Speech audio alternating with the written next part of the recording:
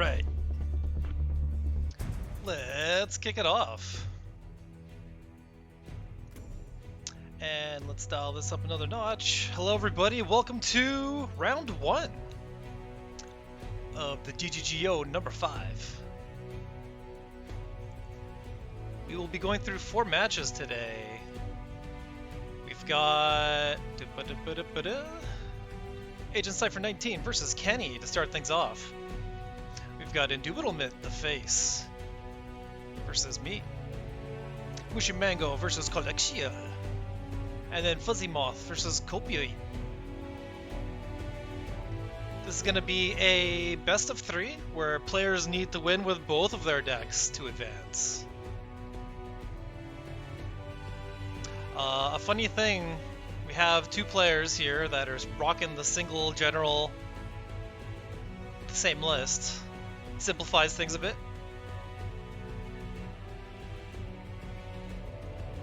But yeah, we'll start here and have a look at Agent Cypher 19 versus Kenny. Agent Cypher 19 rocking the pretty nice late game fault deck with Xerix, as well as plenty of Arcanists with the Shidai deck.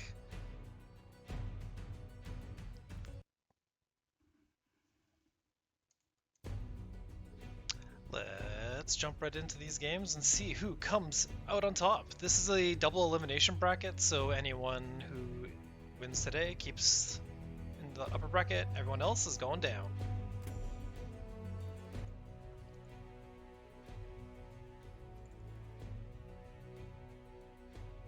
Okay, place your bets. Who's it gonna be? Is it gonna be a Xerix Sif or is it gonna be Xerix Shidai? Also, don't forget to mute your phone before starting a stream.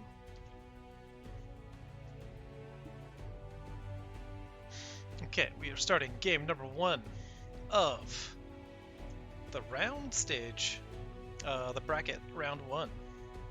Going into it in 3, 2, 1.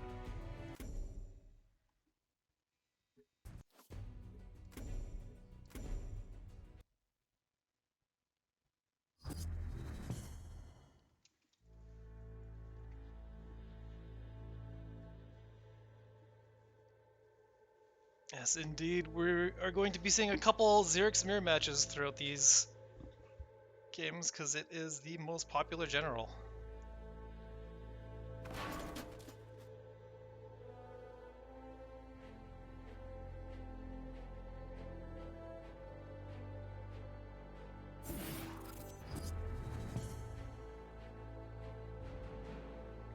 And the Metallurgist turn 1, it's as good as it gets.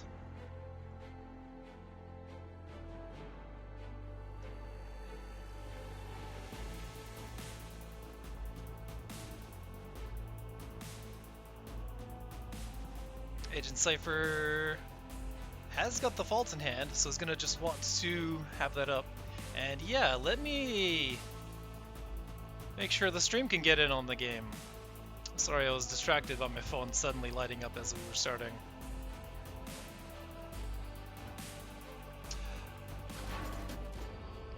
This is round 1, so it is a 8-man bracket currently. Although whoever ends up the last man standing of that 8 is going to have to face the winner of the lower bracket afterwards.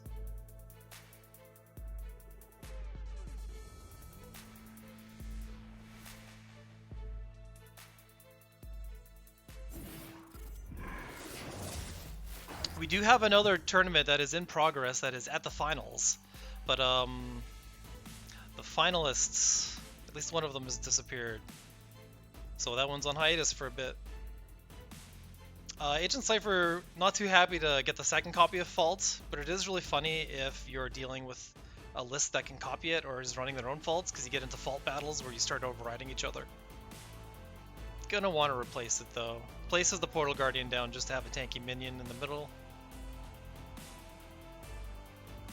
And this Alchemist threatens to clean up this Metallurgist. So definitely doesn't want to put the Metallurgist on this mana tile because it would immediately get picked off. Kenny with a Portal Guardian and one minion to pump it up with.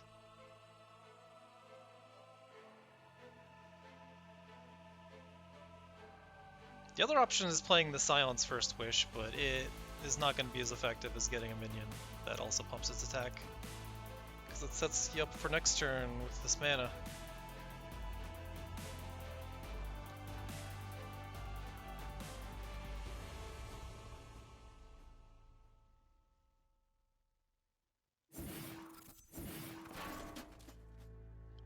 Definitely does both, being able to collect the mana immediately.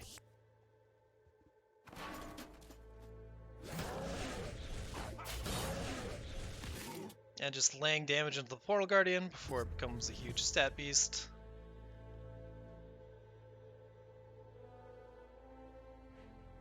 These Portal Guardians are going to be really nice once this fault is down, as we saw in the group stage.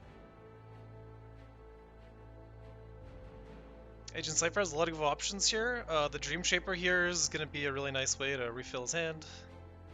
Might want to do that over the packs.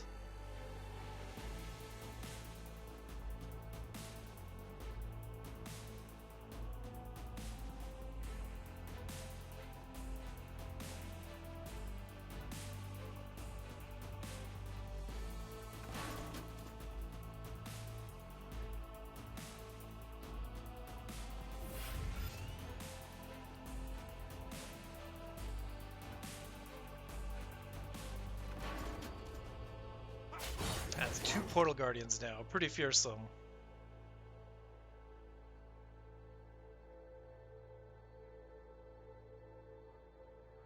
And Kenny's got a different approach to late game with the Amara healer.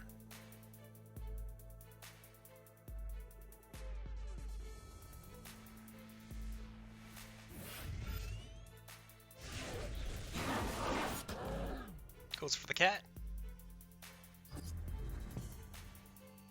These battle pets, this one in particular, it pops into 2 more units.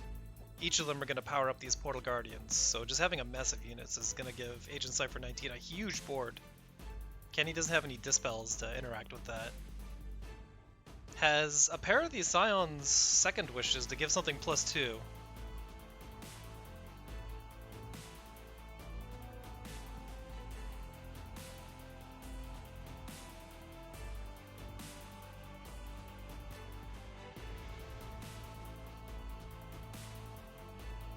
Best play might be to attack packs and then use the Portal Guardian to take out as many of the units as possible. But this Portal Guardian's in a pretty unfortunate position. These other 2 Portal Guardians are pretty menacing though, being directly above this general.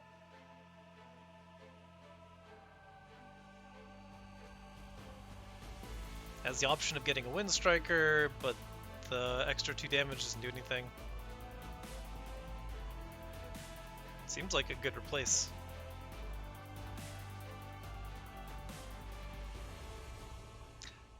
But replacing a card you have a duplicate of is usually the better play.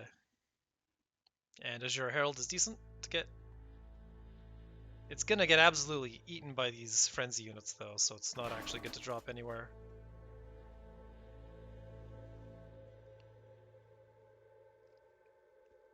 Portal Guardian heading in. Gonna just hit Agent Cypher directly, probably with a Scion Second Wish.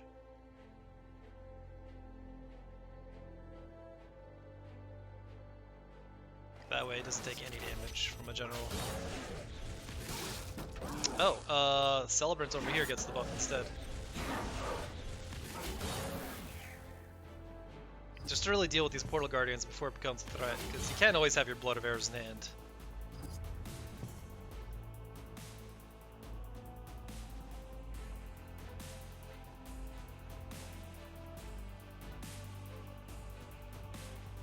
So a downside with the Fault deck is sometimes you just keep redrawing Fault, but you really can't cut one and just have 2 Faults, because then there's just a chance you won't see them any game.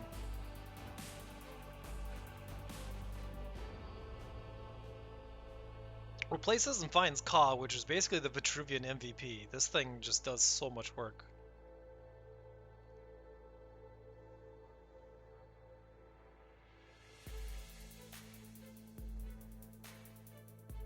And with no golems to bond off of, seems like the only play.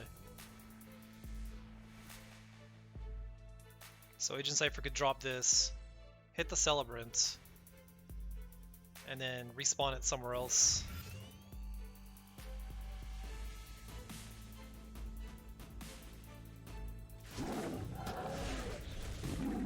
Okay, just knocking on the Portal Guardian instead. Ignoring the Celebrant in the back.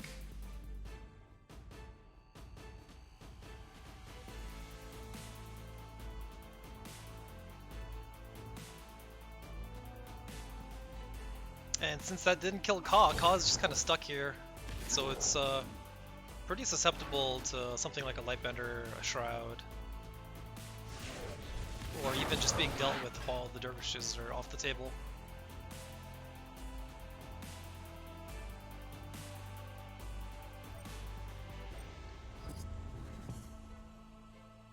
Kenny feeling safe enough though, having 2 extra Dervishes, or Agent Cypher 19 rather.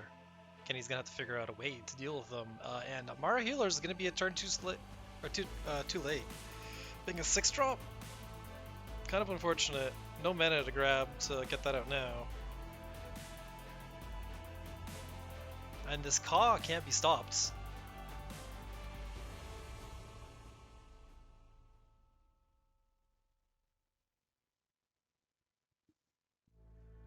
Kenny can kill 2 Dervishes.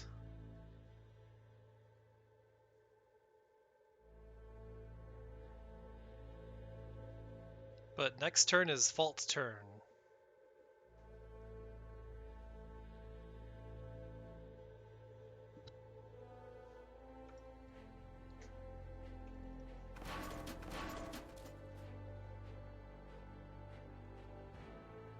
Yeah, Portal Guardian right here is really good because it gets 3 hits.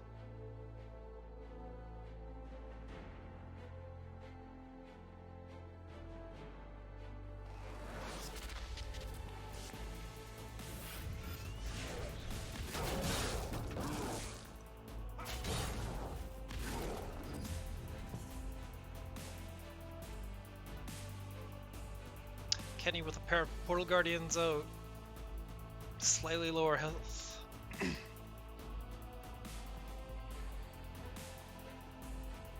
Agent Cypher could actually just bounce this now with a really nicely replaced into Sans Roll Reader.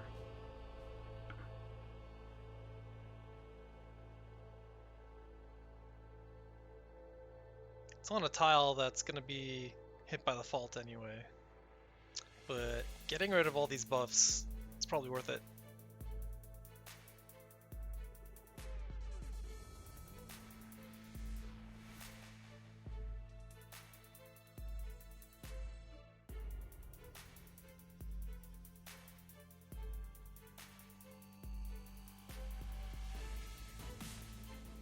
Like, Agent Cypher's probably gotta go for that. If you don't Sense Roll Reader to this, then too much damage comes in. Sense Roll Reader's the other one. This is better in the long run because of the extra sand tile. You can get 6 instead of 5. And with the BBS, the Portal Guardian can be dealt with. At the cost of Ka.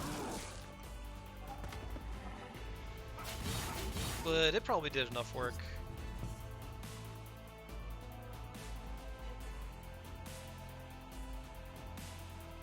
Kenny now has access to his healer. There's no Sans Roll Reader left to bounce. It's not yet.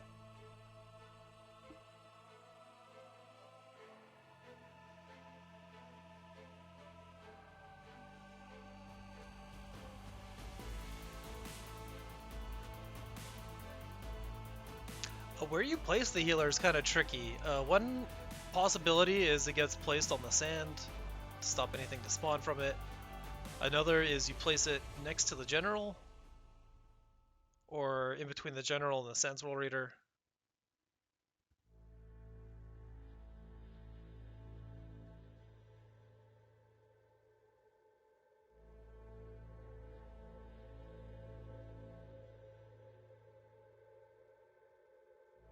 other play is Portal Guardian.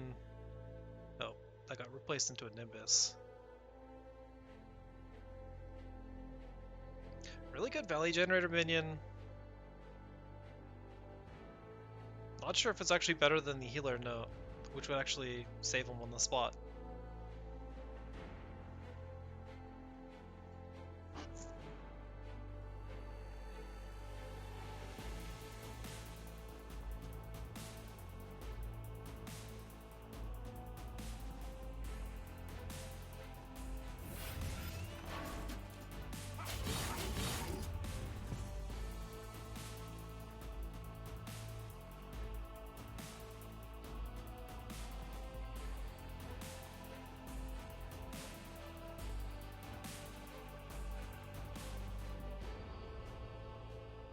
Agent Cypher replaces, finds a Silence First Wish, which is another chance at finding something. Finds a Azure Herald. Well, this does not bode well. Kenny is gonna... Well, it bodes pretty well for Kenny, let me tell you.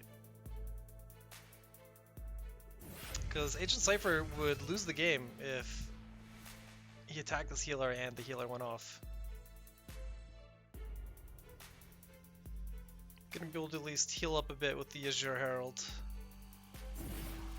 so as to not immediately lose the game. And doesn't attack the healer because of its crazy lifesteal ability.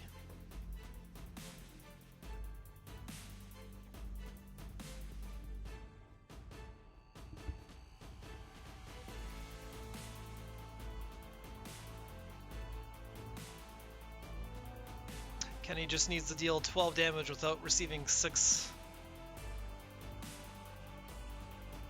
Has the Herald of his own to play and one of these 5 drops.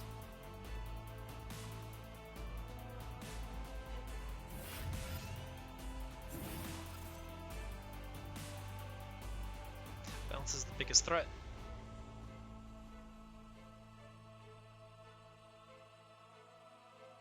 Gonna be able to make a Dervish too with the healer.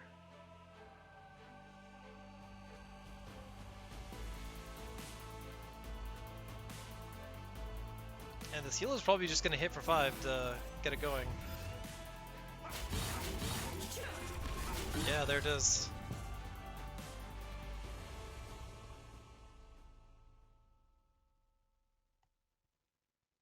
So of course the ultimate replace is you just find Blood of Air.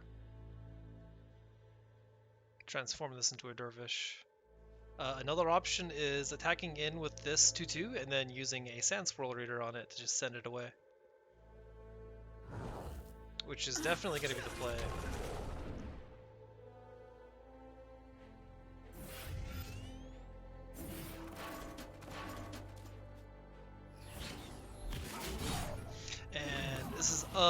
Actually exact sees enough damage to come in from getting that thing off the table. The pumped up Sand Swirl Reader from earlier. Getting in.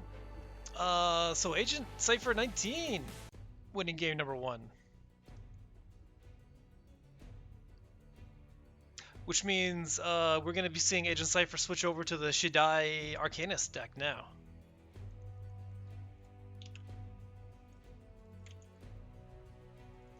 Okay, Agent Cypher 19 versus Kenny, game number 2. Starting. Whoops, be sure not to misclick the profile button.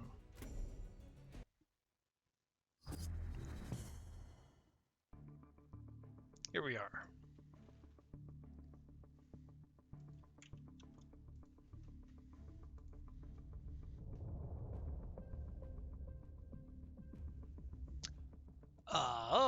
Hold up. We got the wrong replay here. Let me grab what the actual replay is. And yeah, this is a best of 3. So at this point, Agent Cypher only needs to win 1 more game.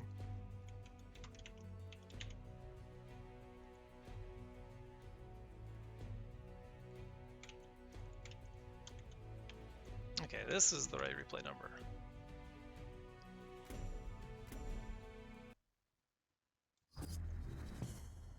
Yes, indeed, it is Songhai time.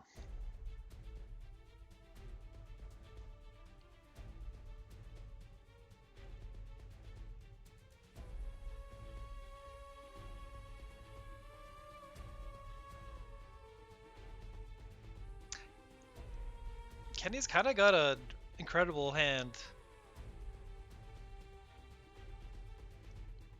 Agent Cypher is not finding the opening hand he wants.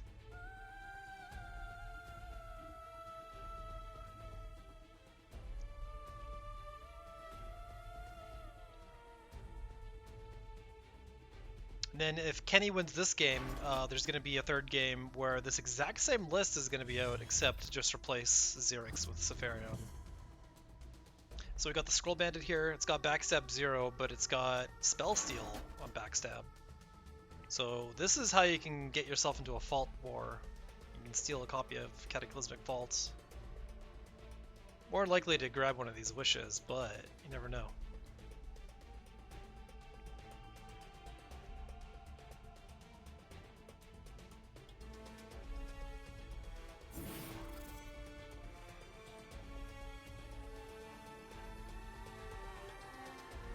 Playing in single file to play around Backstab.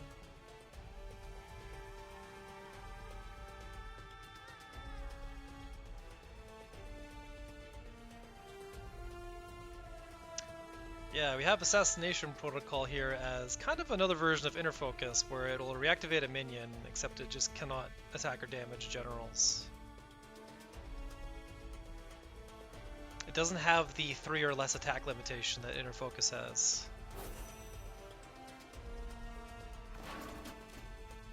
And both of them are here so this Owl Beast can pump everything up. Speaking of which, Assassination Protocol. Nab yo mana.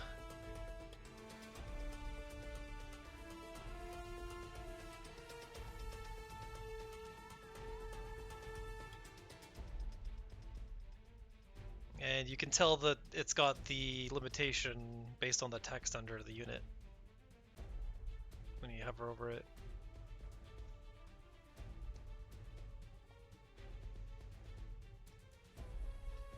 Agent Cypher probably gonna bonk the Metallurgist here, casting a spell at the Celebrant, because that can just be slashed. And also those 2 spell casts, this Bandit and this Sage, are huge. At some point you can't deal with them with damage.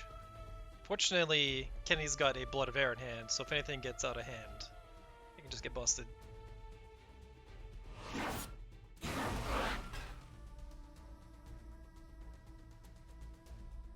Kenny's gonna get a Windstriker out to deal with this Owl.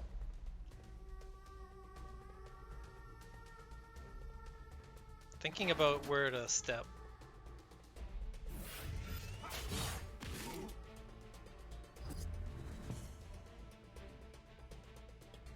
I feel like single file would have been better here again to prevent backstab on Xerix, just in case a Misdragon seal showed up. Kenny's got something else in mind. Fortunately, doesn't need to deal with a Scroll Bandit coming in.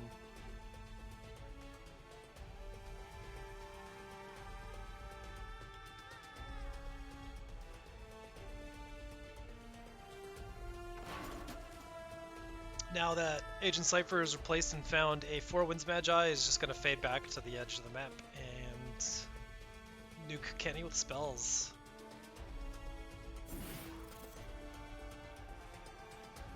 And Owl Beasts to keep everything sustained. Able to find all 3 this game.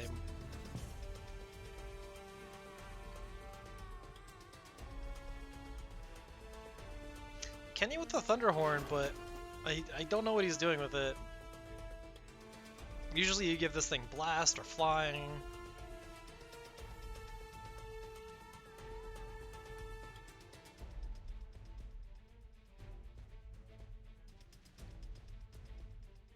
Maybe just really wanted a 4-drop, and this one's pretty sweet.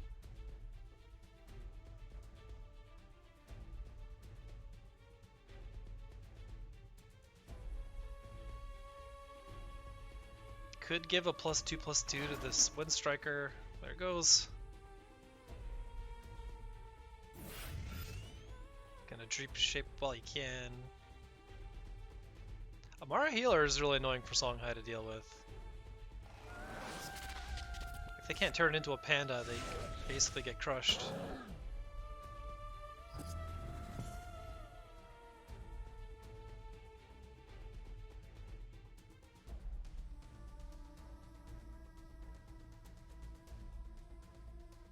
It will take out the Owl Beast Sage before it started handing off buffs. One left. Has the Mist Dragon Seal now, so a backstab spell steal can go off.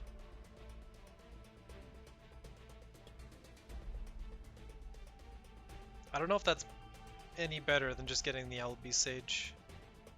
So probably just gonna drop the Owl.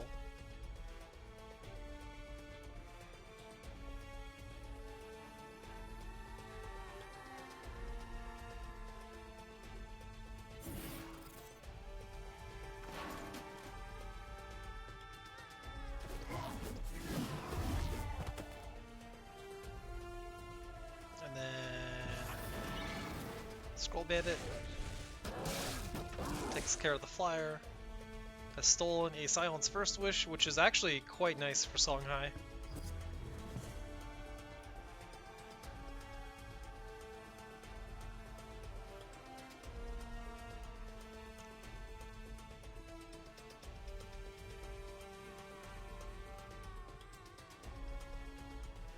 Ten hit points on the Scroll Bandit.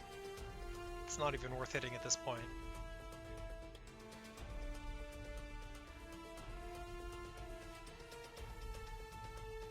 Kenny can't do a double play.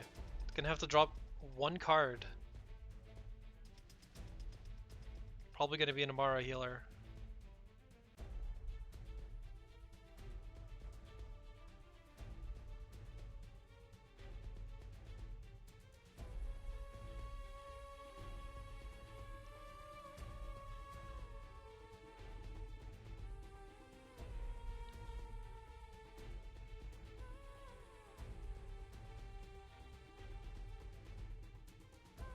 Kenny might be concerned about the panda technology. Can't have your opponent transform your things into cute little animals. Probably should just go for it anyway. Has this cool artifact too, might as well do an attack with it.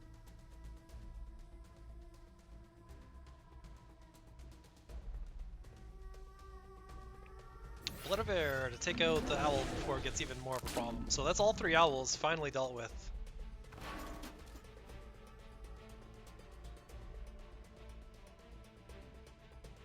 This bandit has been buffed 3 times by it though.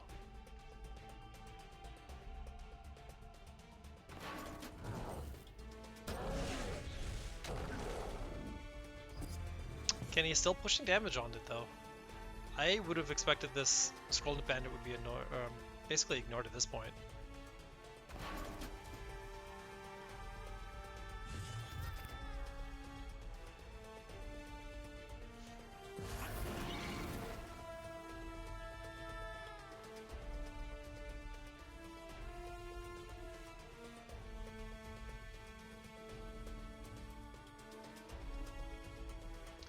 Morasame is a really nice card to get when you're in this position. Extra cards, extra spells.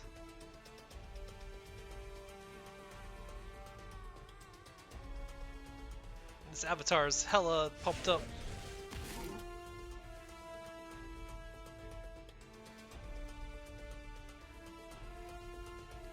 And welcome back to the chat.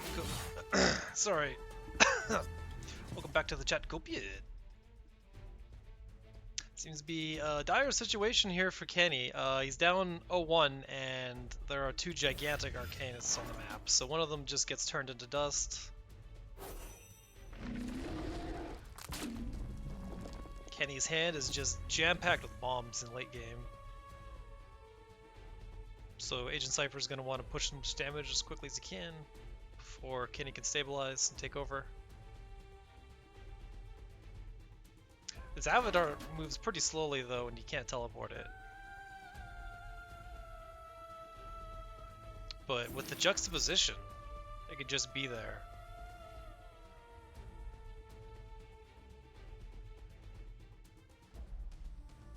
So we're going to be seeing this Avatar come in for a huge bonk. It's even going to be shielded against generals.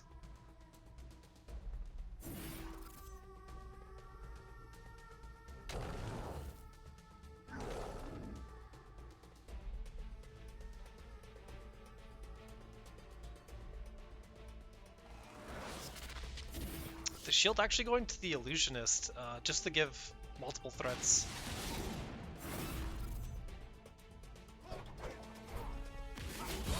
Agent Cypher going through every card in his hand. Kenny stuck with a full grip.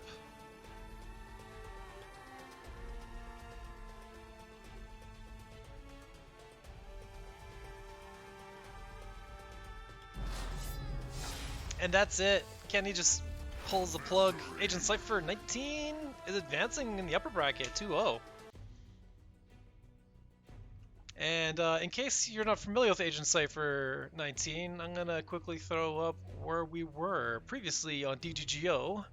If you have a look at that third place row, that's what Agent Cypher has been up to lately, and is looking to get that again, at least. Next up, we have the two 5th place players from last season. We've got the grudge match rematch. Yes, indeed. We're moving on from these two lists. We'll be seeing more of Kenny in the lower bracket, and Agent Cypher is going to be going on to the top 4.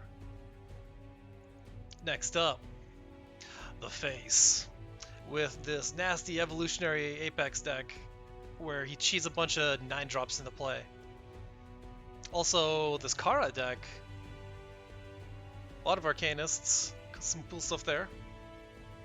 And I'm rocking the default decks. We got Argeon mid and Lilith Swarm. They were 2 decks that were legal and they seemed pretty strong. I would recommend new players trying them out. I'll see if I can go all the way with them. Yes, indeed. Get ready for this best of 3. Starting now.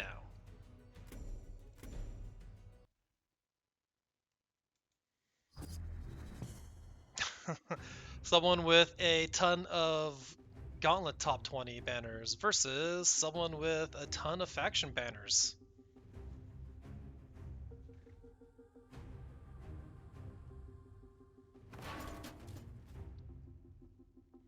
Yeah, I take 2 steps forward and I'm pretty happy with a turn 1 cat, because the cat can go anywhere.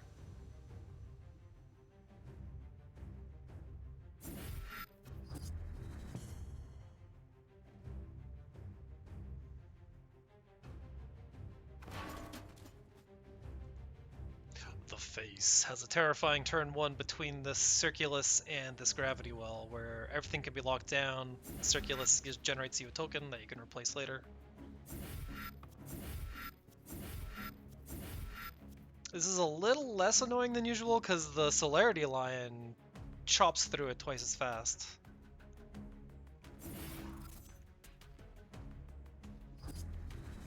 Opting to play the Illusionist with the final point of mana to grab this bottom mana tile next turn. Has this very dangerous Hydrogarm in here, so if I ever have too many things in a row, it could be punished. Go cat, go! I like moving into the center of the map, so I'm just gonna go ahead with that. Very flowchart deck.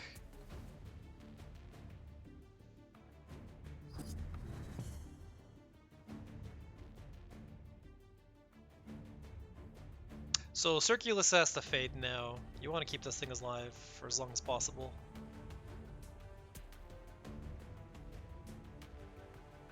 Has a potential 2-card turn plus BBS if a Cryptographer was used and if Circulus or something else was used.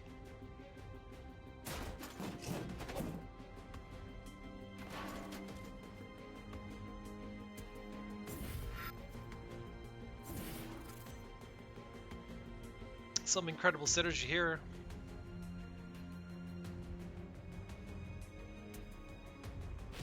Even Mogin is playing Kara these days. Imagine this +1/+1 buff with a Wanderer buff.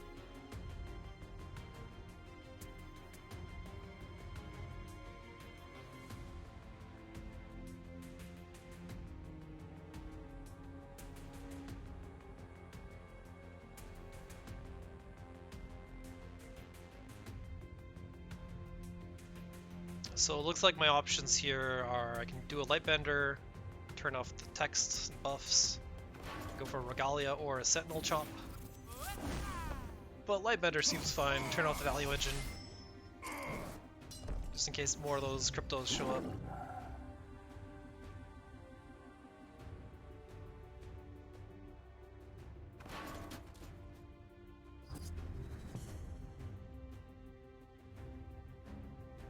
We see 2 copies of Aspect of Mountains. So starting next turn, the face could just be doing this every turn.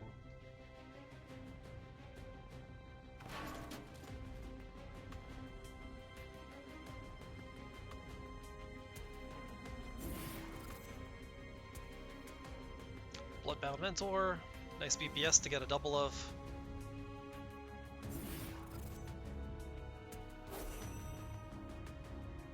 Some aggressive placement with the Circulus, but it doesn't have any text anymore, so it's just here to block my general.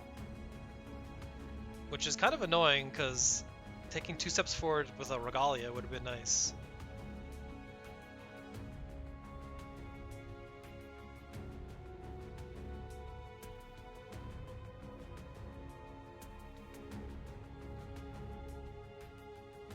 This Saber Spine Alpha is some spicy late game. Especially with Archeon's +2 attack, you can give it basically 7 damage out of nowhere.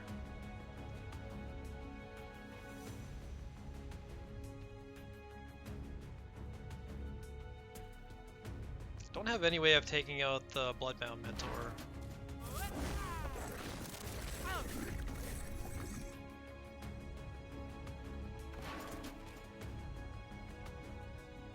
So I just start working on that health bar. Arclight Regalia's in.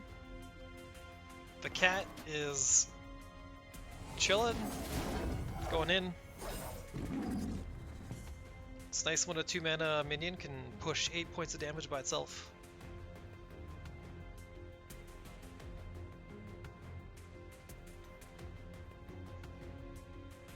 One of these Aspect of Mountains getting replaced. There's kind of a possibility of a blowout with it. With a step back with a general and this illusion coming in. Yeah, so this is a pretty decent Aspect of Mountains.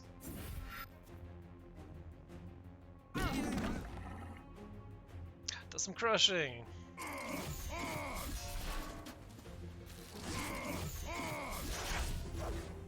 And attacks to break the Regalia. Seems pretty reasonable.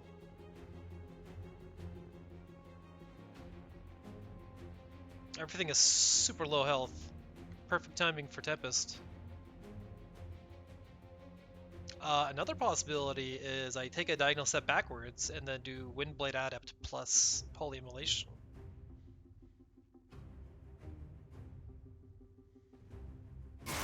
Tempest!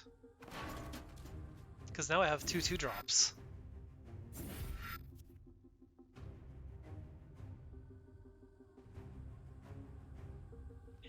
Pushing damage? Definitely not. Makes my opponent's lethal puzzle that much harder.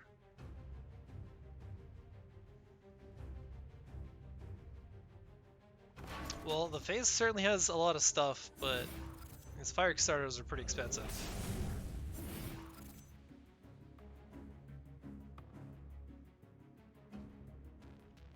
And the Spell Spark is slightly too small to deal with my minions.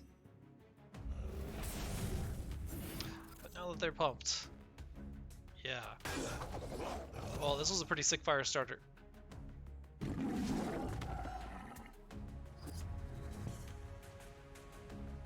I've got the surprise cat here, but it's not quite enough.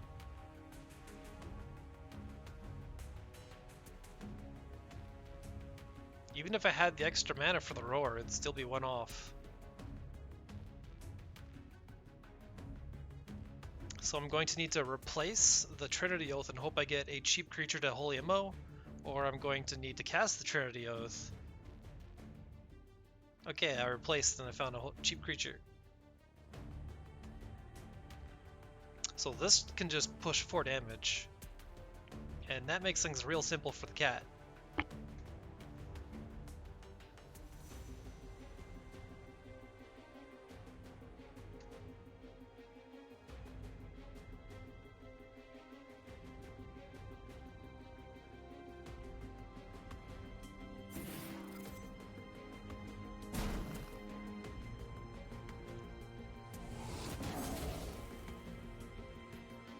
And a roar for good measure. It's cooling down next turn anyway.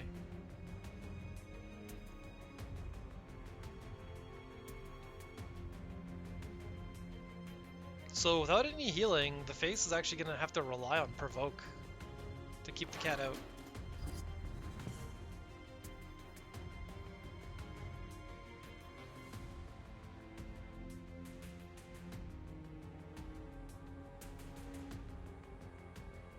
Could do Cloud Caller plus Water Ball plus Gravity Well.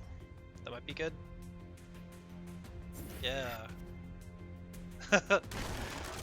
It's almost like I remembered this game from last week.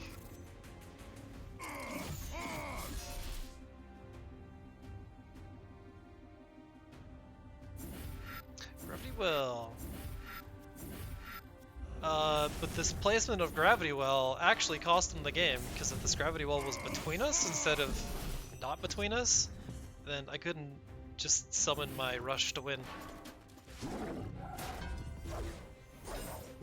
Ooh, critical misplacement of the Gravity Wells. Punished it with the Saber Spine. GG, Archeon makes it out. So now I've just got default Lilith left, which has got 1 Grimoire, 3 Chakrams, and a lot of stuff. That makes a bunch of stuff. A couple 1X's.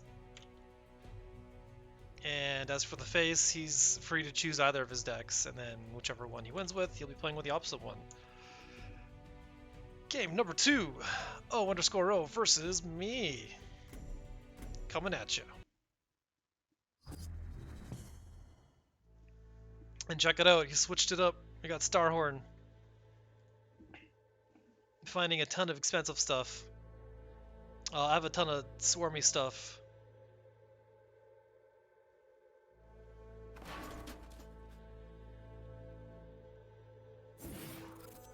Turn 1 with the option between the Rust Crawler and the building.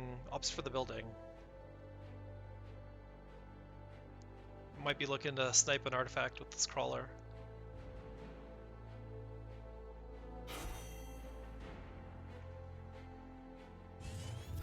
I can do an impersonation of Vanar with this opener.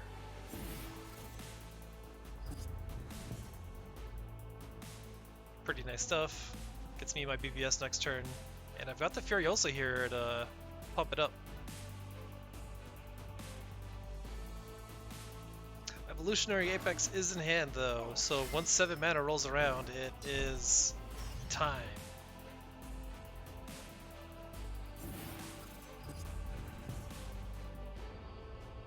Playing the Rust Crawler just to make a play for the mana. Kind of pressures me to grab this mana now.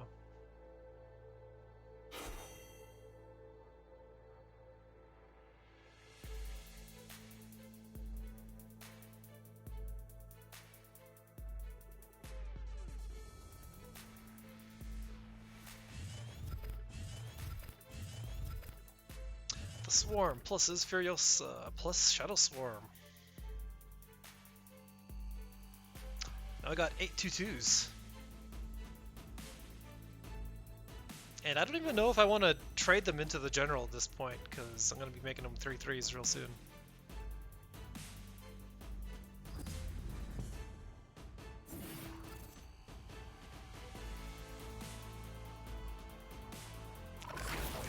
Not sure when Furiosa was ever 2 mana, but it being a 1 mana play is pretty strong. But I misplaced it. I actually needed to put it further back.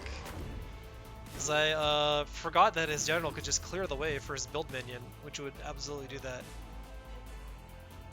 Whoops. I dropped one of my most valuable units. But I've got other good stuff in hand. I haven't used my replace yet, so Kron is here with a free unit. Bloodtide Priestess might have a ton of free units for me. I can force a lot of minion deaths.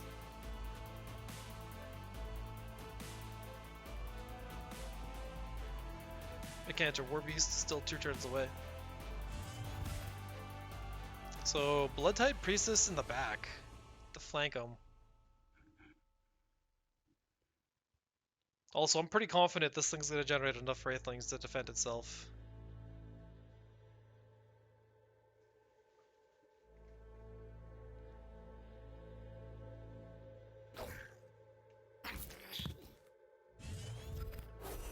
And since I dropped my Furiosa, I might as well get rid of all these units. Trade them in for damage.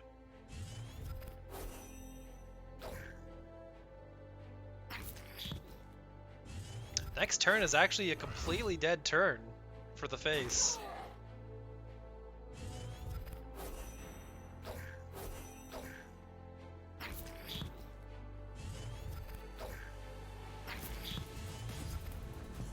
Gonna want to replace, finds an even more expensive card.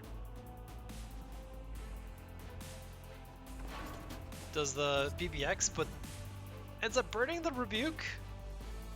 Oh, sad face emote. This Rebuke actually would have been incredible, but wasn't able to find it on time.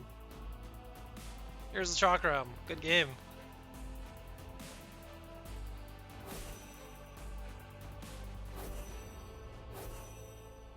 Really unlucky non-draw there.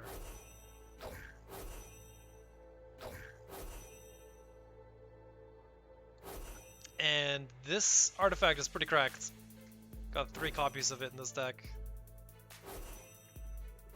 Everything basically hits as hard as a Mechanic Warbeast. Well, good news for the face is he'll at least have turn over turn of Warbeasts.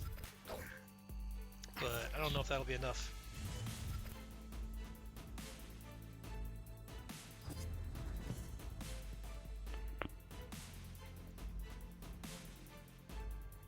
Two copies of Apex. Not great. Warbeast doing what it can.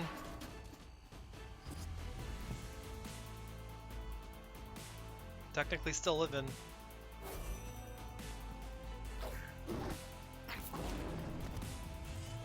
So there's a little bit of hope in getting a Force Field and getting Growth 7.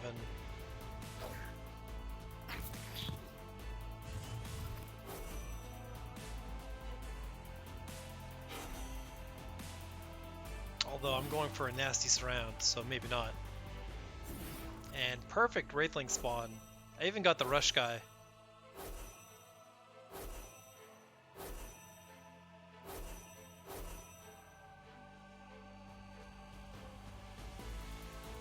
And that's it. No space to drop minions. 7 mana turn didn't matter in the end. And I make it through. 0-2. Or rather 2-0. Oh yeah. So you may be seeing this Lilith and Argyon the next stage. Next up we've got Mushymango versus Colexiel. Colexiel going for the cool 1 deck 2 generals gimmick. Mushymango going for 2 sets of artifact decks. Watch out for that Vanar combo, which absolutely shredded me in the group stage.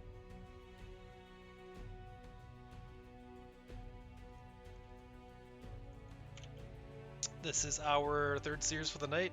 Let's go into game number 1. MM versus C.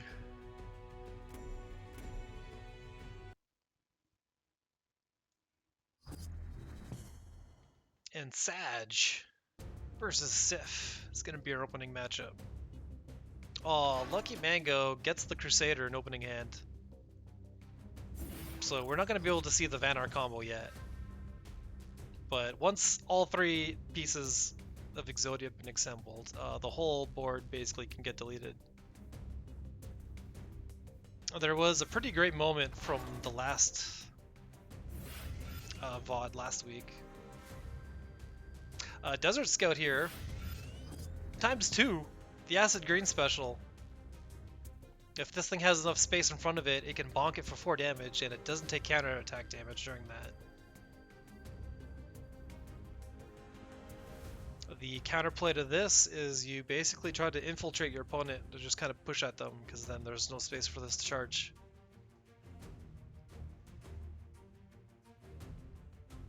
Cool to see these guys out. Mushymango with backup strats of monolithic vision. He's just gonna casually transform his hand into 6 cards. Has Lost in the Desert is just a really good nuke. 5 damage to pretty much everything.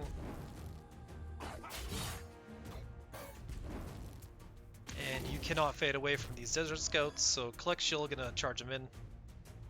So they can't do their ability. Because even if this thing took a diagonal step down right, it wouldn't have enough space to do the dash punch.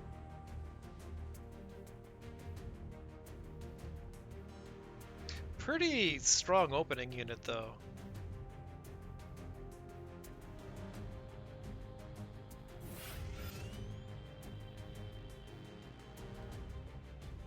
Colexiel's hand is basically gas. 2 Razorcry golems and means to give it flying. We got this cool golem here which can potentially defend itself from damage. And the mana to cast it right now.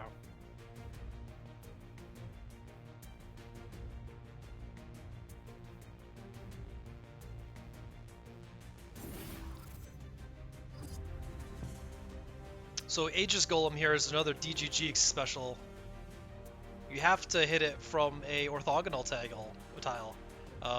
The range units get shut down, diagonal gets shut down. So as the Golem player, you want to either give this thing provoke or attack at diagonals with it.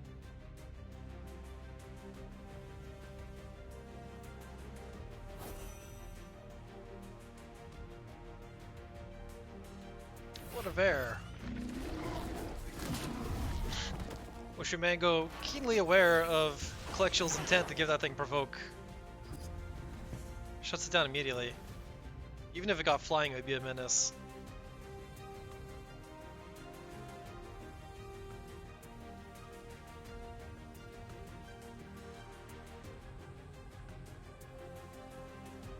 It's got to be Razor Grade Column time. Time for a 10-3. No text. Oh, here's the combo. This is the Golem combo.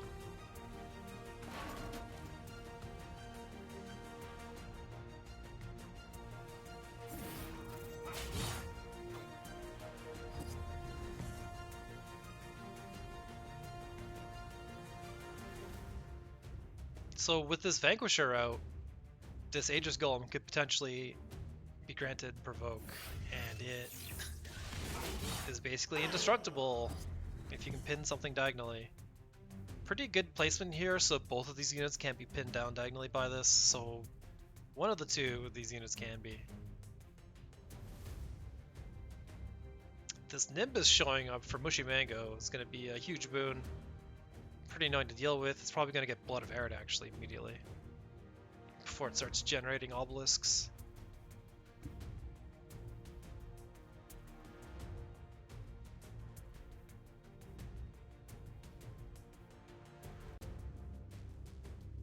So Colexiel's plan A with this deck is Soroko. This thing comes down with a ton of 3/2s.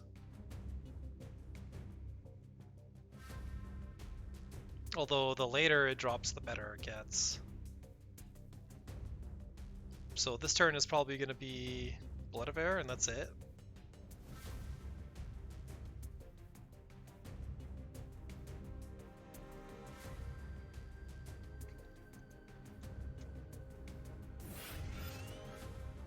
Because funny thing about Transform, it gets around Dying Wish and damage effects.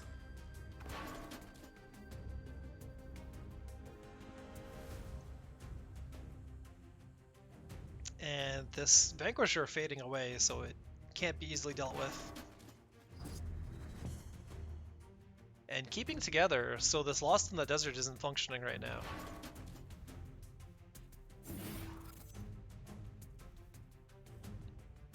Dio. And the backup Alchemist. Dio gets pretty choppy, definitely a threat.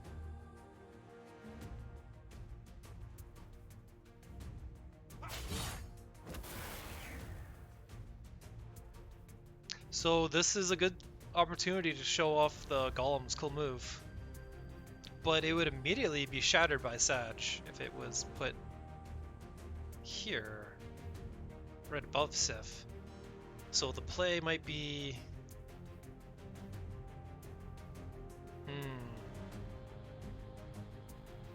to move the Golem Vanquisher 2 steps to the right and put the Aegis Golem down diagonally.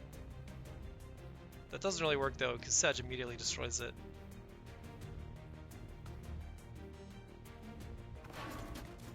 Okay, keep the Vanquisher alive at all costs.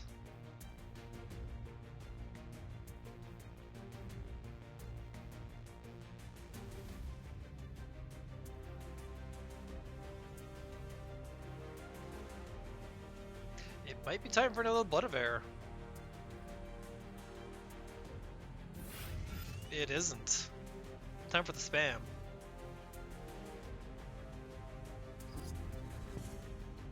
It's a lot more intimidating looking when the provoke is applied to everything. Replaces the Astral Crusader at 4.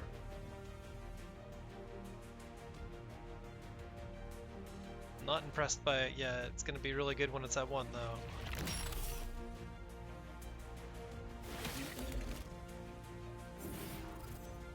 And getting another copy of Lost in the Desert. Gonna just use it.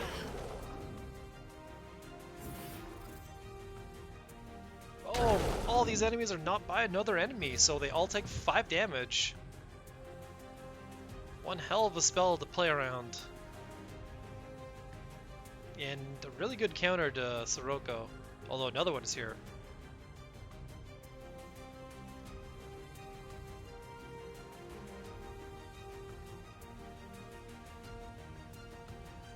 Sirocco the second will have an extra golem, but they're not going to have provoke.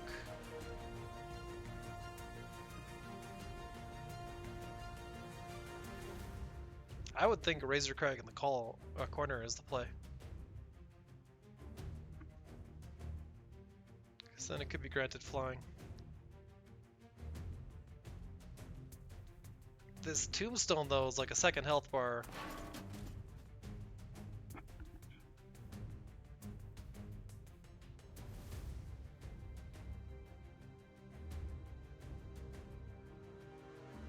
Presses flat against the top column. I would have thought that this tile just below would have been better, because then this top left column could be protected.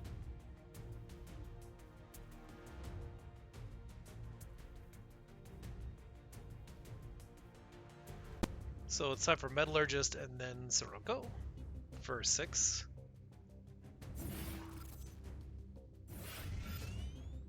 Nah, it's time for Dreamshaper for options, which turned out pretty nice.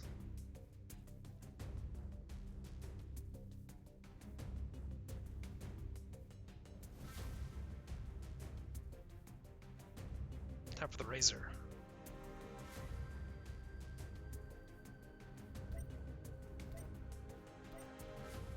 It's not time for the Razor.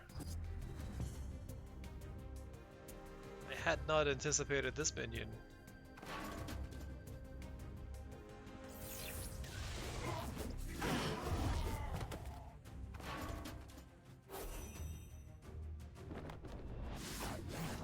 Because it gets cleaned up pretty easily by the Pride Beak.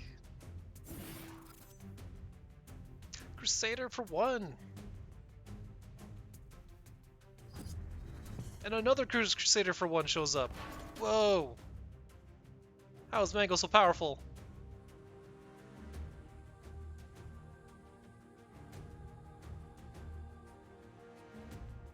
Blood of Air is necessary. Turn over turn. It's got the 1. doesn't take the Pride Beak off the table first before using that, so...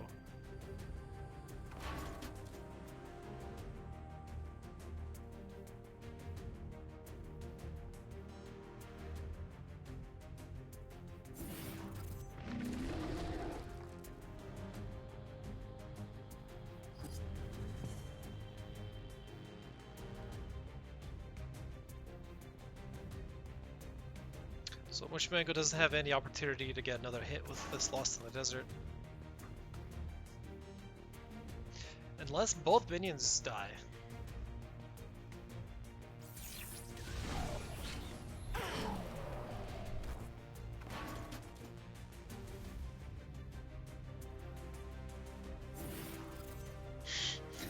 Here's another 1 mana 11/10. Draws a really good final card.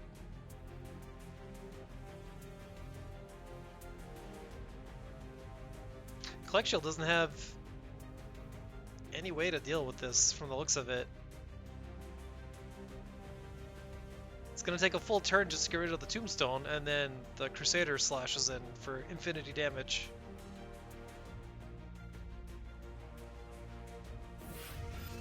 Sirocco!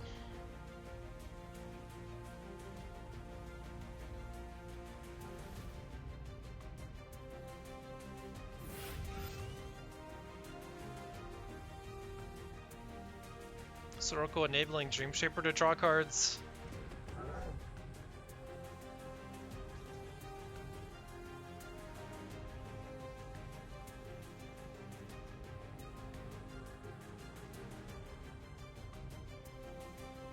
This power seems pretty overwhelming though for Mushymango. I don't know if Colexiel can get out of it despite having so many more cards in hand. That is it. Mushymango taking game number 1 versus Colexiel. Which means we are done with Saj and we'll be moving on to the Vanar combo. The Vanar combo being Winterblade plus the Scythe plus the Gauntlet. And what that does is every time you attack a minion, you kill it instantly and reactivate your general. So if you're facing, say, a Swarm deck with a ton of minions, it's no problem. But let's see if that'll come up during a Golem spam deck, because that ability is really good against Sirocco. It's one of the few styles that can deal with Infinity Golem spam. Colexiel's got to win 2 in a row. Versus Mushymango looking to get out with Vanar. Frostburn is also incredible against the Golem spam.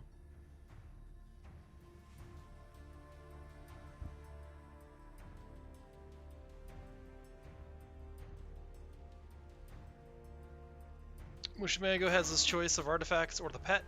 Gonna go for the pet. Pet on the center tile threatens to steal their center tile, so usually put it there. It could get clobbered by this Wild Tar, but it's going to be pretty favorable against any of these golems. Ooh, here's a rare opener.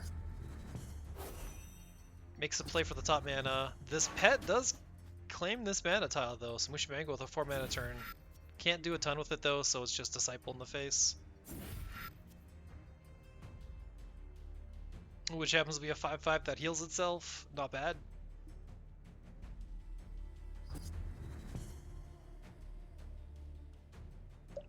And even though Mushymango had the mana to equip the Ice Shatter Gauntlet, opted not to.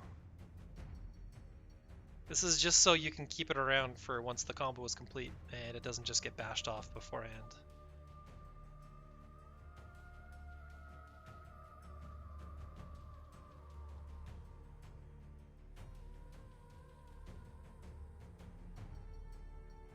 So with these 2 pieces of the combo, the only piece that's missing is the ability to stun, and that actually can be made up for the BBS or these 2 spells here.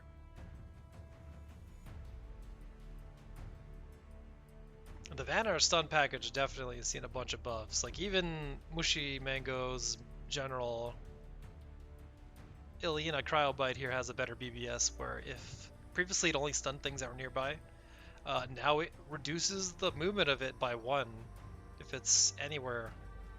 Also, it still stuns it like before if it's nearby. So it's got a slowing effect, which stacks with other slowing effects to turn it into some kind of root. So there's kind of a new playstyle that's emerged where you get the Draugr, Idolith, and some kind of payout in the late game, like maybe this artifact suite.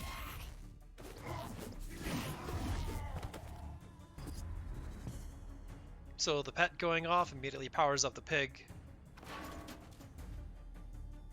So this Yggdrasil's Veracity is gonna get taken out by it pretty quick.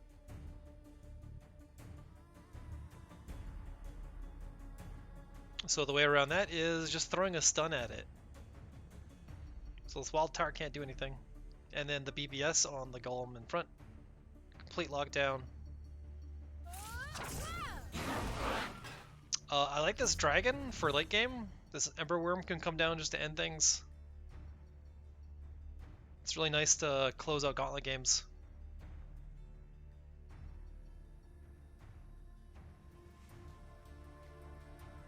Yggdrasil's Veracity, come to think, was also buffed along with a lot of other cards in the package, where this thing draws a card when it transforms, which is pretty incredible. Need those draw card sources when you're playing one draw. So Shroud here is usually the counter to stun, but silence the pig means to turn off its cool text. So it's not actually that great. Colexiel might look to just Blood of Air this 5/5. It's not that great, but it might be the best play.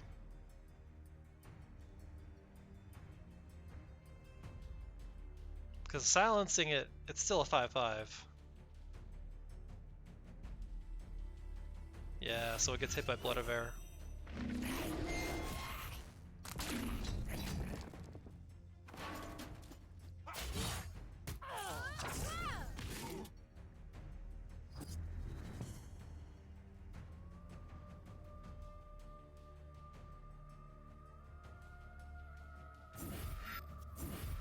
Bone Chill Barriers. This is another example of a card that's been buffed in DGG. This used to only stun minions, but this actually stuns generals as well now that hit it.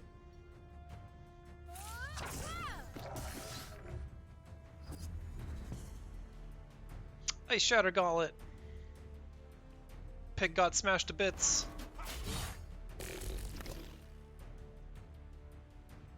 Opting to equip it, has a spare. Doesn't even care if this one falls off. And needs to clear these ice barriers, chops at it, but is now stunned for a turn. So these barriers are going to take a long time to chop away.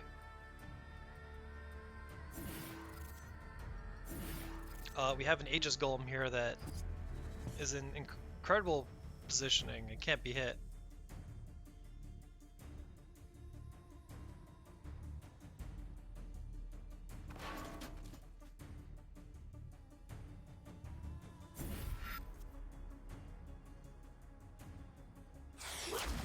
Positioning's not so incredible now. Everything lined up, everything's stunned and hit. Hydrogarm, kind of a menace, and is really good with the cryptographers. Turns it into a stun lock, and it just is that late game.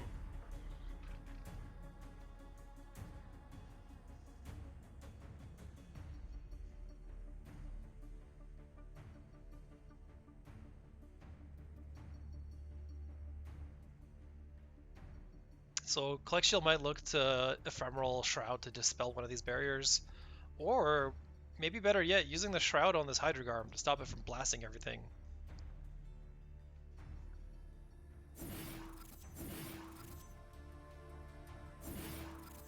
Yeah, turn off that nasty text.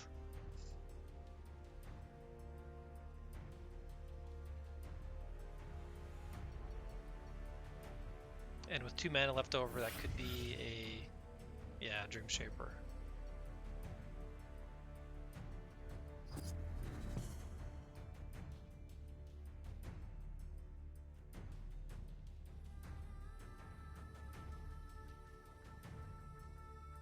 So Mushymango does have a delete button right here. This Frostburn can do a lot of damage to a lot of stuff.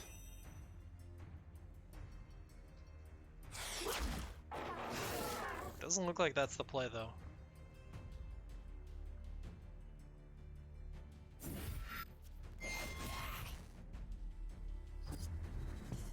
This Ice Mouse is out instead. Ooh, Winterblade is finally here.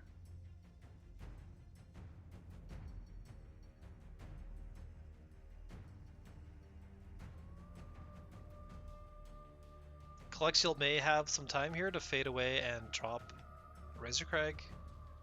Doesn't have any way of giving it flying right now though. And Soroko actually isn't going to be that easy of a out against this deck. Because Mushymango can just go into murder mode.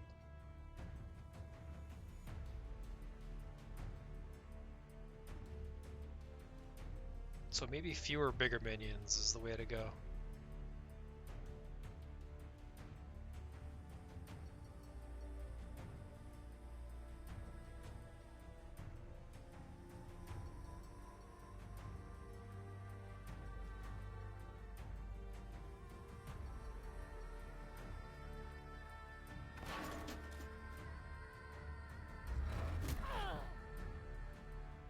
Gonna phase the golem. This Aegis golem with phasing is pretty nice because it can always find the perfect spot to hit.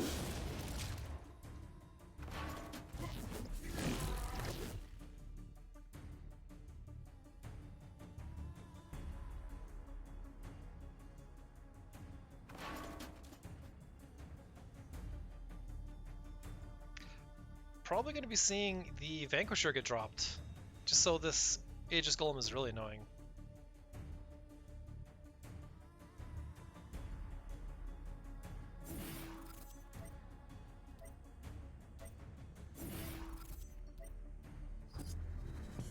There it is.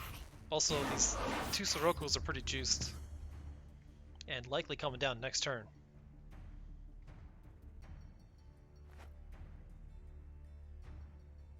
Gets a timely silence.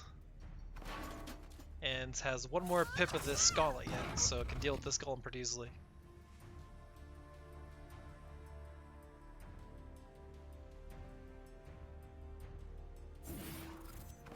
Pretty low in cards in hand, though. That's one of the things that this style kind of struggles with.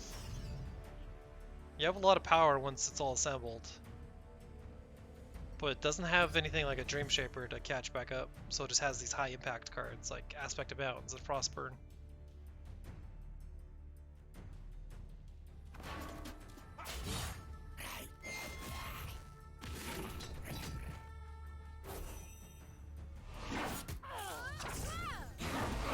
And that's it. That's it. The Ice Shatter Gauntlet's gone. There's one more in the deck.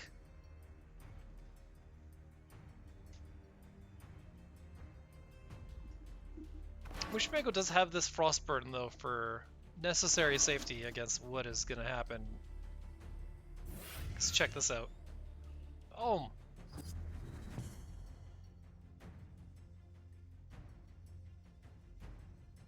Well, Mushymango is playing a blue deck. Happens to have Counterspell.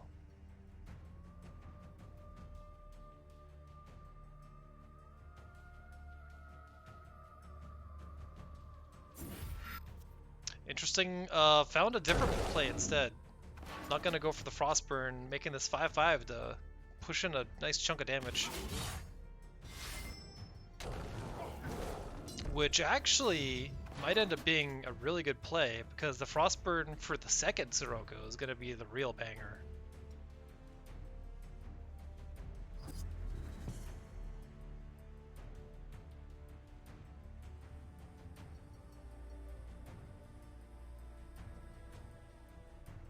And how can you not play it, you know? It's gotta be Soroko time.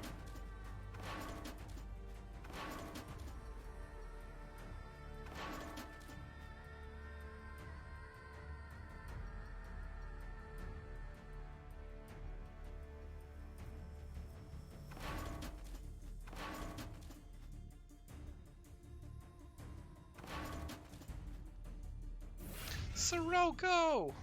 Really unlucky golem placement, but Mushymango's not gonna care. It's one hell of a play. Colexiel looks to be in a lot of trouble now.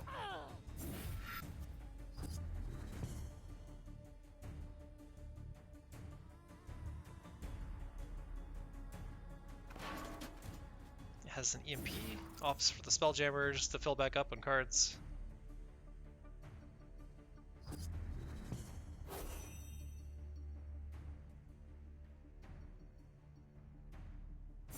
Now with 2 Hydrogarms, Mushymango can just stun everything.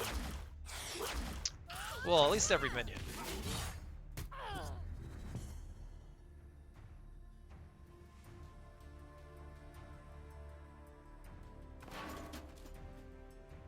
EMP is going to be pretty nice here. Turn off all this crazy text.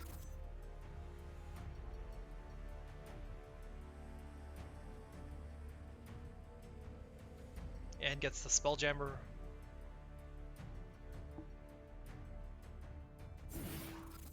Instead opting for the Shroud for the single target dispel. Save an EMP for a juicier turn. Because the deck only has 1.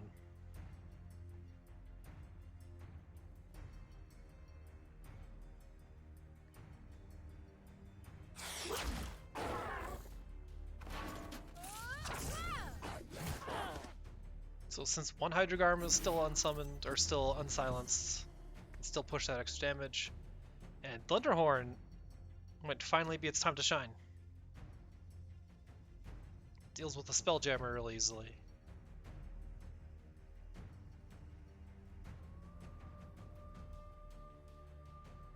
Sirocco the final. It's not going to be the play.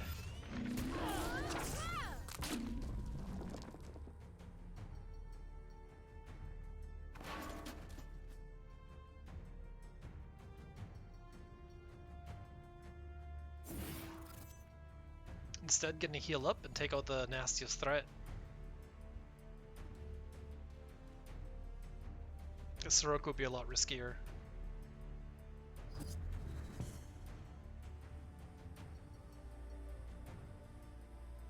And keeps hitting this Hydrogarm without the text with the -2. Just so it can't be useful at all. Mushymango charging in. Has an EMP of his own.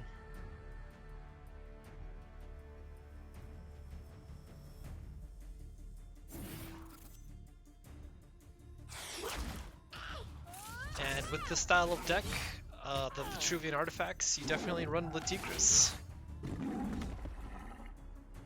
So able to push a lot of damage here.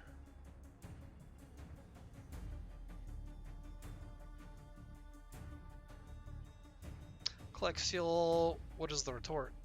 9 mana, it could be Golem Metallurgist plus Razorcrag plus Sirocco? That seems good, right? Oh, that's actually a 10 mana play with the discount, so that doesn't work. Well, how about Razorcrag plus Sirocco? Actually, it might finally be EMP time.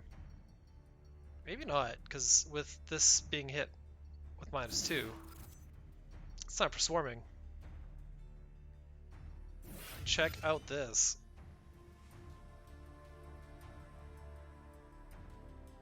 Pretty deadly spawns.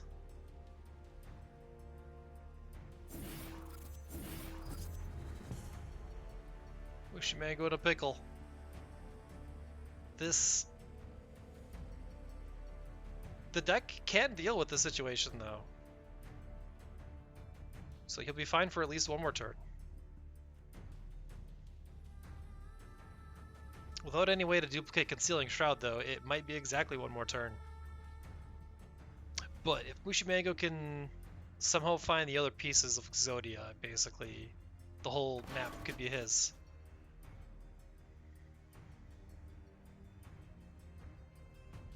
Might look to Concealing Shroud plus Aspect of Mountains, whatever the Cub does.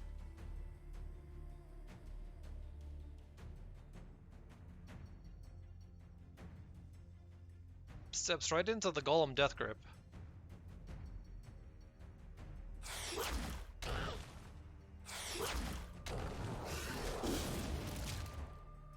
So, Concealing Shroud hands off an invincibility. Takes no damage until its owner's next turn. But that can be dispelled. So EMP is like the counter for it. Mushymango's having some serious regrets on this placement. Wanted the Kopiuyt instead of the Latigris. Wrong unit selected. Still gets the 5 for 1.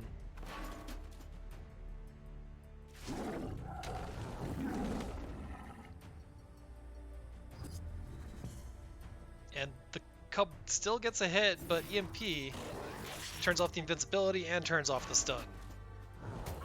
So Colexiel is able to get in here for a game of his own, tying up the series 1-1.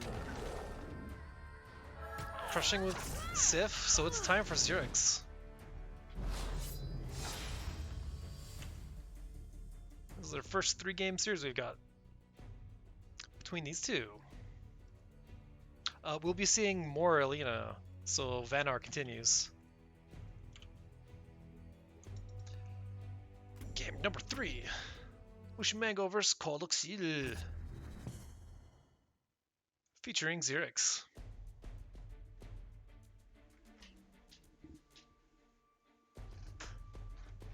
Two Ice Shatter Gauntlets to start with, not great. One of those gets swapped out.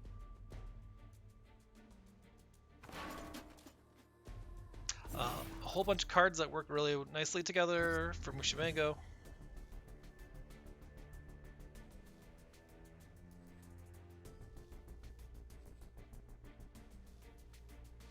Colexiel not getting the greatest of Golem starts. Just gonna have probably a raw Celebrant somewhere.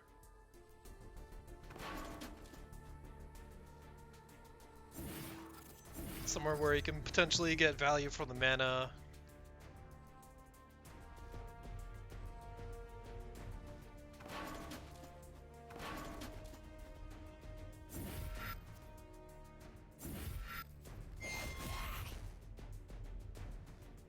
So Disciple into immediately getting a stun. Really nice payoff for being able to snatch this mana tile.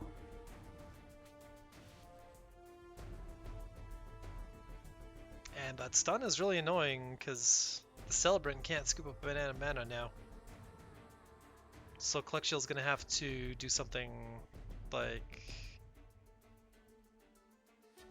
drop a Golem on the Mana Spring, maybe? Good dream shape up a next play.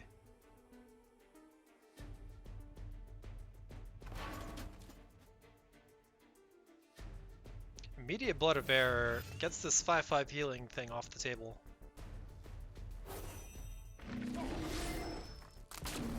Because that thing was definitely going to be healing up every turn.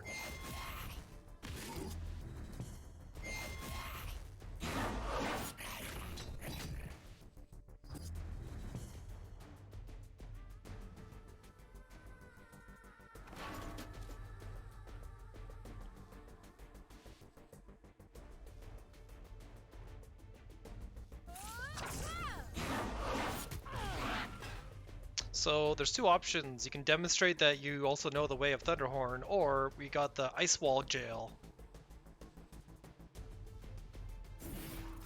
Thunderhorn.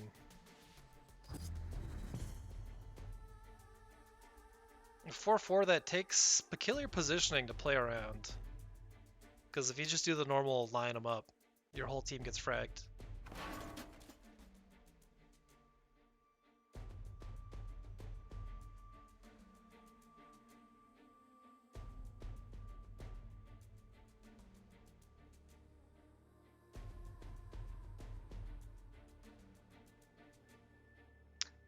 Colexiel with not great options.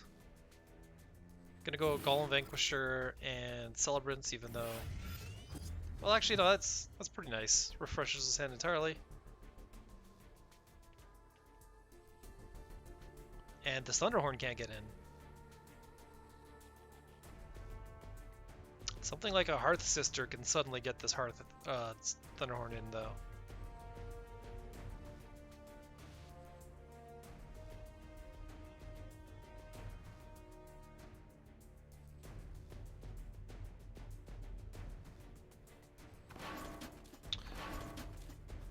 gonna be Latigrus? It is. Placed really aggressively too. Even though it's a ranged unit, it's put right in front so this cub can get to work.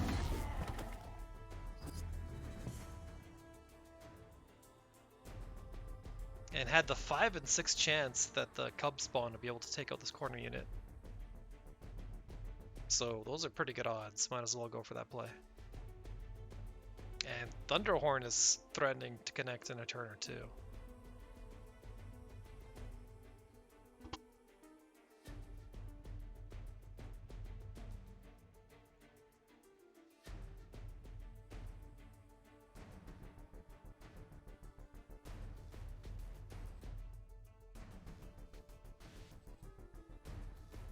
This EMP is going to be really good in this matchup. Between taking down these artifacts and turning off these minions, it's going to be one turn too late though. Colexiel's going to have to do some kind of awkward turn in the meanwhile. Like a Metallurgist and a pig.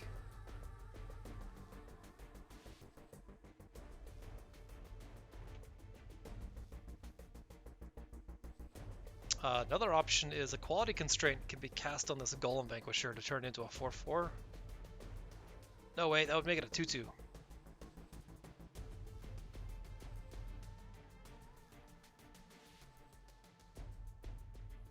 I was mixing it up with Bond. So quality constraint is actually still the play, because if anything has a really low attack, and one reason why Safarian is so great with that spell is it just does that. Something with low attack and really high tankiness can just be brought down.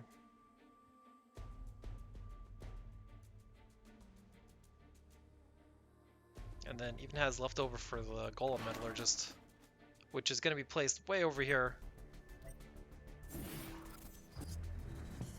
No chance this Thunderhorn is getting in.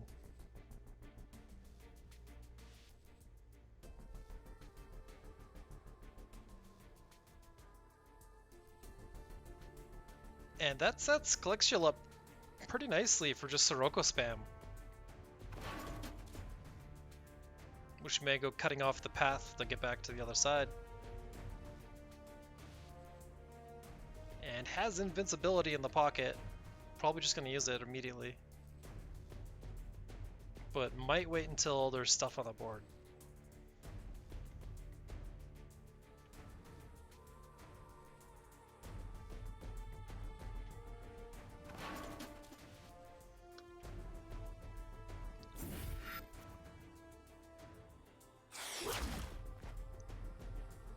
So Crystallize here never used to be able to reach and hit long range units. You had to be point blank to a minion to stun it. But now that it can slow something far away, it can proc this Hydra Garden pretty easily.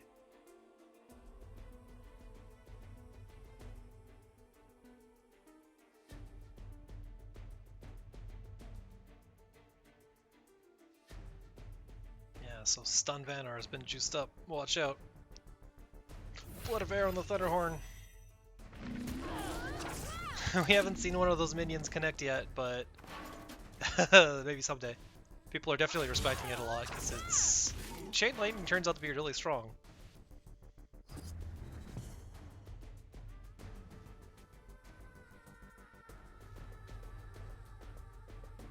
Mushymango's got an ice wall.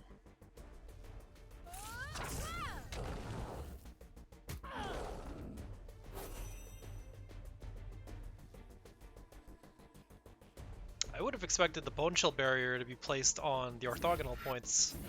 Instead, gonna go for a right side wall, which is a really safe place to fall back to. So this gives Mushymango a castle option, so to speak. EMP interacts with walls pretty funnily.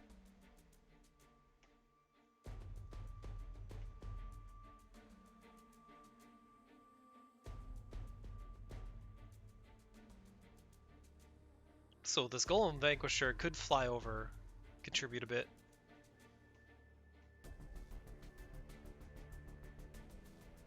This EMP is probably getting dropped though. Sirocco's not that impressive at 4. It's not bad though on 4 plus provoke, but Colexiel's got a lot of AoE.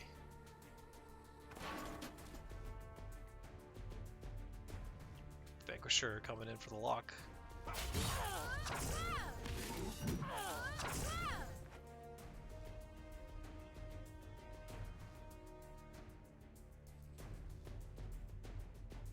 Eight mana to work with, so this could be maybe a Spelljammer or Fell Up.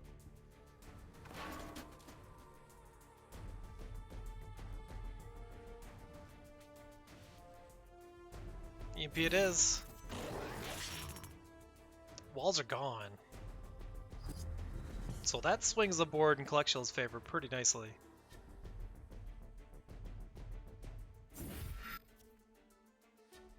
But with everything lined up on this one file, that makes this Hydrogarm incredibly powerful. So Colexiel's whole board is just stuck. And he's just in the pain zone.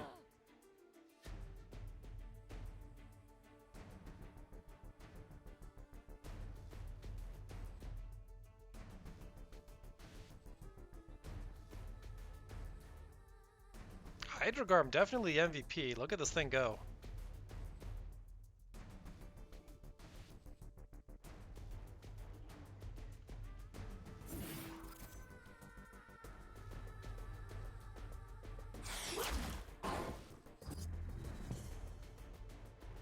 Fully surrounded, Colexiel can't even take a step. Has no healing, has no card draw. Doesn't have the provoke guy. And is going to take 8 damage from just what's surrounding him. Even with the greatest golem spawns ever. It won't be enough. Mushymango taking the series 2-1. Congratulations, Mushymango. Going to be seeing the artifact stuff in the upper bracket.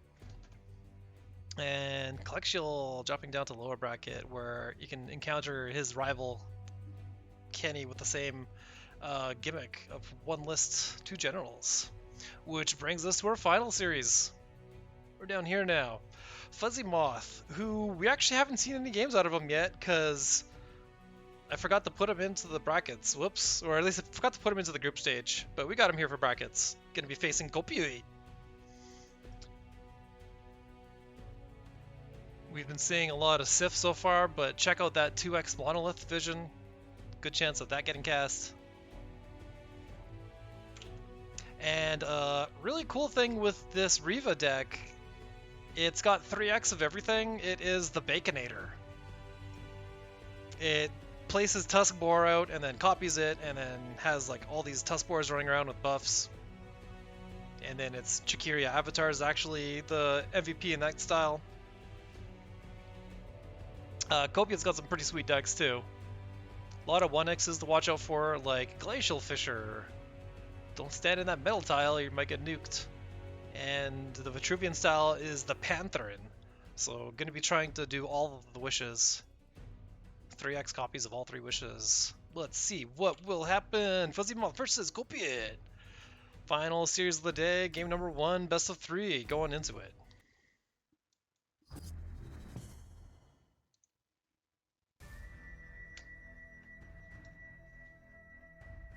Time for that Vanguard theme song. Mesmerize is another card that's been changed a bunch. DGG and D2 are doing different things with it. Here, it will move an enemy 1 space, and then it reduces their space by 1, which combos pretty nicely with the BBS to reduce it 1 space further if you're playing that. But we see Kopiuyt here with the cute Warbird sprite, going to be launching some 2 damage nukes.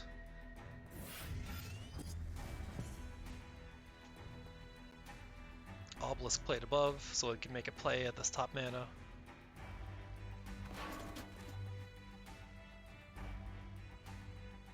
We see a Sand Howler. Don't see this thing often.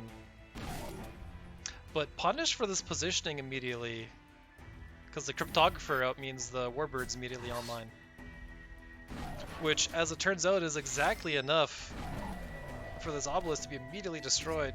Strong opener from Kopiuyt. Fuzzymoth needed to place that Obelisk behind him, most likely. But even then, it's like impossible to play around the Hearth Sister.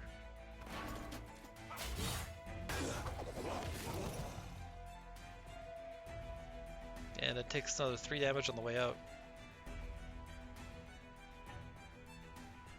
So 4 mana, this is not the spot for a Lava Storm Obelisk. So a Sand Howler gets put there instead.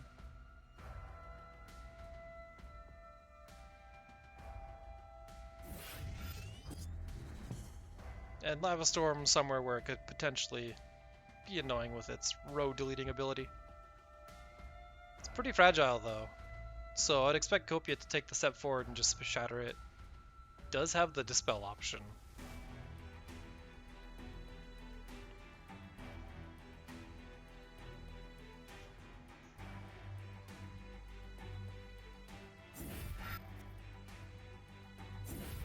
So we have a Free Blade down here. As soon as Fuzzymoth drops a unit, this thing transforms and swaps with it. And Lava Storm immediately shattered, but it was pretty hard pressed to get much out of that anyway. It could have potentially be played up and right diagonally, but who knows if it would have done anything. Star's Fury actually is really strong here with 4 hits. Not going to cast it though. Oh no! Intended to cast it. Took the diagonal step instead of the step to the right, so it gets 1 fewer Wind Dervish. Funny interaction with Free Blade is it swaps next to its own Wind Dervish.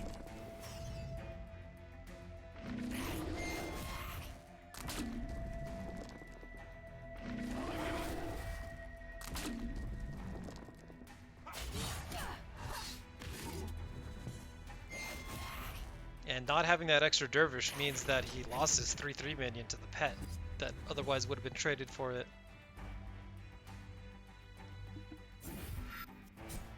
And an Ice Blade Binder. On the topic of DGG specials. This was Mushymango's first sprite, I think, that was added. Chunky minion with a slowing effect, so diagonals don't even work.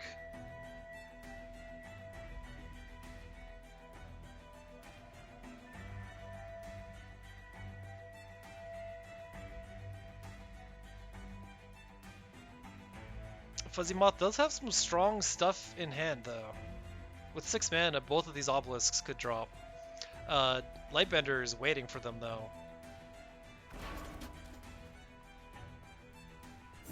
So it's a Celebrant to be played instead.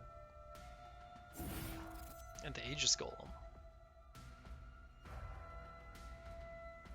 Still has left over for an Ethereal Obelisk. Going down to final card in hand, if so.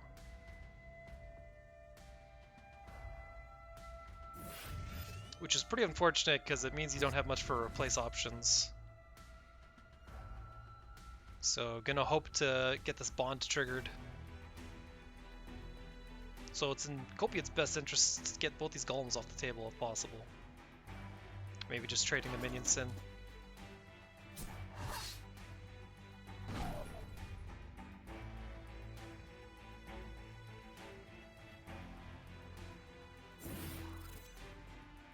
Bloodbound Mentor, which means BPS can just be doubled. Easy way to deal with the Celebrant. And that frees open the way for the Free Blade. Actually, that frees open the way for the game. Just push this final bit of damage.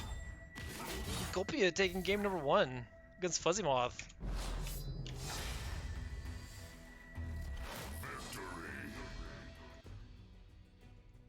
Yes, indeed. Let's have a look at that list. So that's it for Fae. So we're switching off the Pantheon now. As for Fuzzymoth, who knows? Let's take a look. Game number 2, Fuzzymoth versus Kopiuyt. On the upper bracket of DGGO number 5. We're here with another Vitruvian Mirror.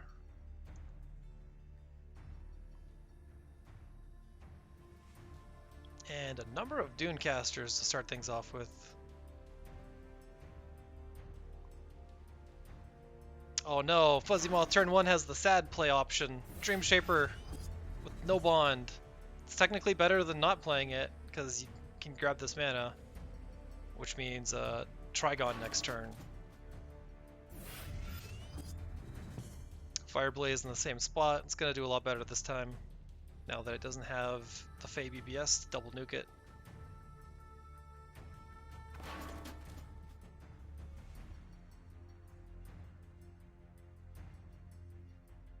Fuzzymoth could potentially drop something like an Allomancer on this front tile.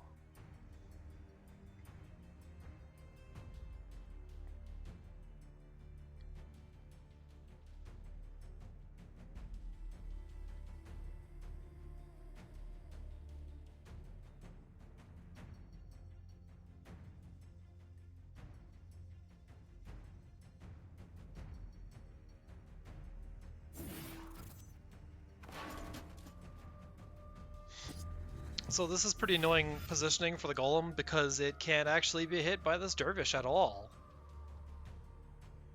Because the Dervish can only hit it from a diagonal, which is basically illegal. So the Dervish is going to want to crash into the Dream Shaper instead.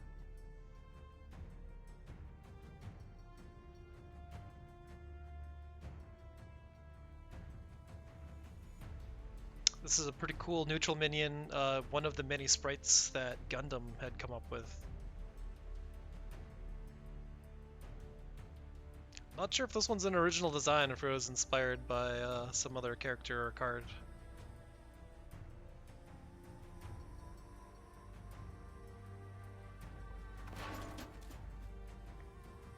Kopiuyt with 5 mana, opting for the Wind Dervish to knock out the Aegis Golem.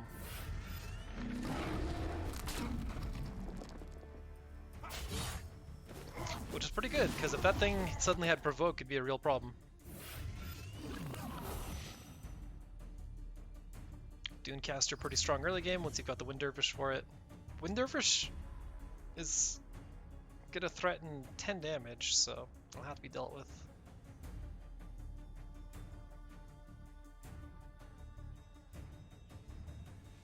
No Lightbender to deal with it all easily. A lot of Dervish production here for Kopiuyt.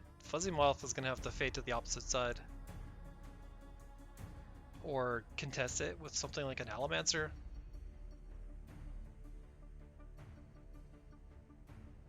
Might want to look to deny this mana tile too.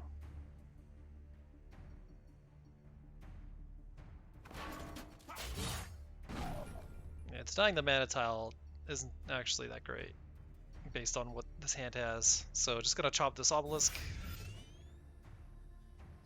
And Allomancer breaks next turn. Since the Allomancer does break it next turn, I could see this Wind Dervish turning it into another obelisk. This Dervish getting another buff. Kopiuyt's got a little monster here. And has a bit of extra secret damage in the form of this Warlock too. So it seems like it is go time.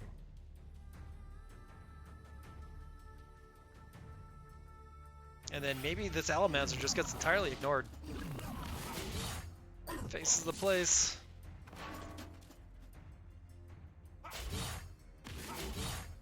Yeah, pushing every point of damage.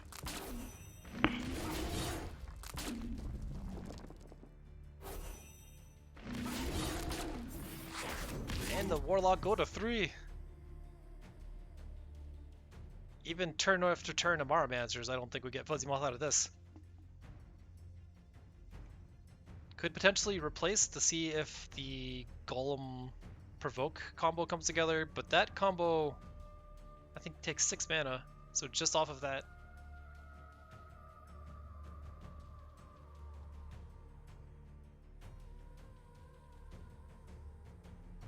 And it's kind of a theme, the character or the player that gets more of their cards out of their hand is generally the one that gets ahead. And the winner is stuck stranded with the full grip.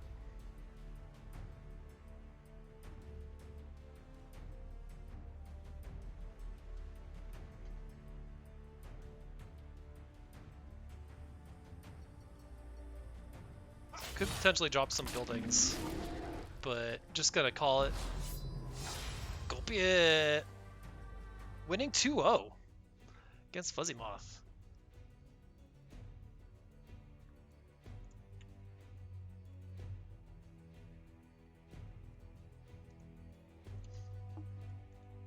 And with that, we've got our final matches. Or rather, we have gone through all of our matches. And we'll see how they fall in the bracket afterwards. Give me 24 hours or so, and I'll put where everybody is. And we will be able to continue our journey through the DGGOs. And so far, we've got this for where people have landed recently. Yeah, we'll have another 4 people in the upper bracket, 4 people falling down to the lower bracket. I think we've got 1 player, the 9th, has just disqualified or dropped out entirely, so we can simplify things with an 8-man bracket.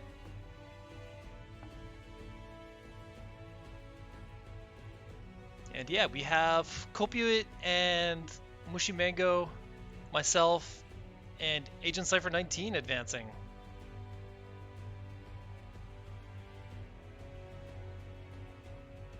And that is it for matches for today. We will be seeing you guys later. Thank you everybody for joining. It's been great. Adios.